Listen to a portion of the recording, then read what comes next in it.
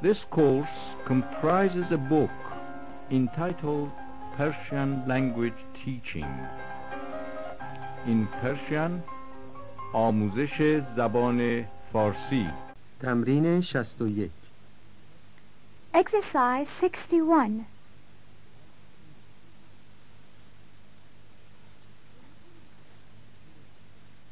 ببخشید آقا، قیمت این کلاه چنده؟ ببخشید آقا، قیمت این کلاه چنده؟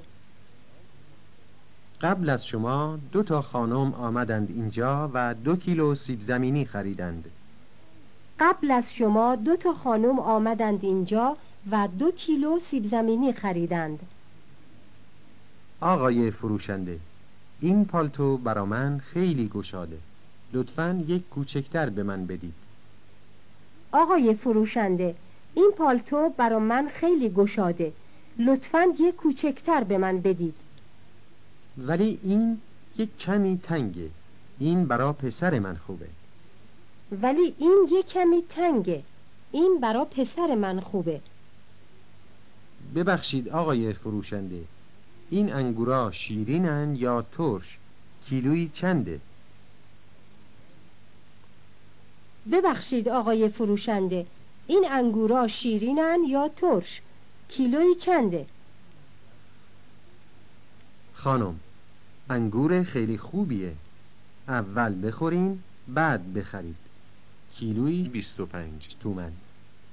خانم، انگور خیلی خوبیه، اول بخورین بعد بخرین. کیلویی 25 تومن. آقای راننده، لطفاً یک کمی تندتر برید، ساعت 8:30، فقط نیم ساعت وقت داریم. آقای راننده، لطفاً یک کمی تندتر برید، ساعت 8:30، فقط نیم ساعت وقت داریم. لطفاً نزدیکتر بیایید و روی این صندلی نزدیک خواهرتان بنشینید. لطفاً نزدیکتر بیایید و روی این صندلی نزدیک خواهرتان بنشینید. چند جفت جوراب و چند تا زیرپوش و 3 تا دکمه برای من بخر. چند جفت جوراب و چند تا زیرپوش و 3 تا دکمه برای من بخر. این شلوار برای شما بلنده، یه شلوار کوتاه‌تر بخرید. این شلوار برای شما بلنده، یه شلوار کوتاه‌تر بخرین.